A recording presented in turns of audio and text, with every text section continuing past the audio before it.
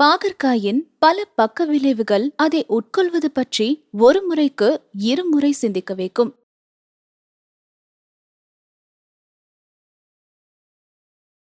பாகற்காய் என்பது கசப்பான முலாம்பழம் என்றும் அழைக்கப்படும் ஒரு கொடியாகும்.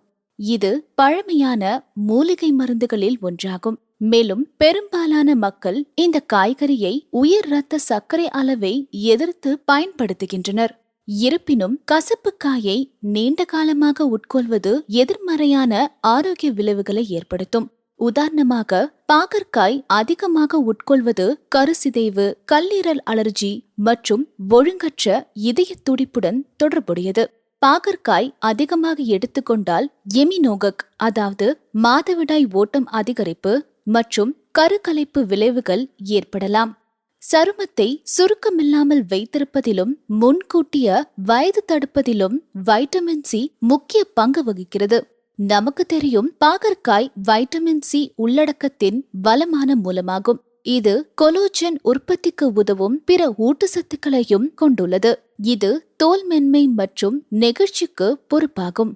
மேலும் இது தோல் கரைகள் மற்றும் முகப்பருவை குறைக்கிறது. அரிக்கும் தோல் அலர்ஜிக்கு சிகிச்சை அளிக்க உதவுகிறது. கூடுதலாக இது சூரியனின் தீங்கு விளைவிக்கும் புற ஊதா கதிர்களில் இருந்து சருமத்தை பாதுகாக்கிறது. பாலூட்டும் பெண்கள் அதிக அளவு பாகற்காய் சாப்பிட பரிந்துரைக்கப்படுவதில்லை. இருப்பினும் இந்த விஷயத்தில் அறிவியல் ஆராய்ச்சி குறைவாக உள்ளது.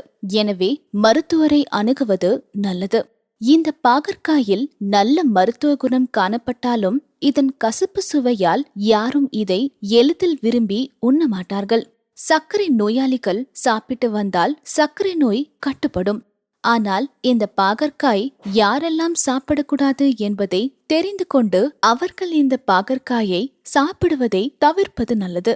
அலோபதி மருந்துகள் எடுத்துக்கொள்பவர்கள் இந்த பாகற்காயை சாப்பிடக்கூடாது.